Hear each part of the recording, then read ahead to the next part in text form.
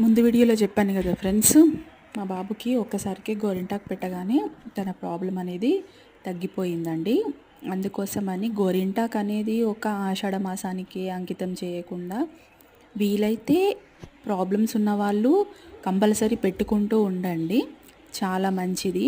అంతేకాదండి, ఆడవాళ్ళకి బట్టలు ఉతికే వాళ్ళకి కాళ్ళల్లో పగుళ్ళు మంట వస్తూ ఉంటుంది. అట్లాంటి వాళ్ళకు కూడా చాలా మంచిగా హెల్ప్ఫుల్ అవుతుందండి.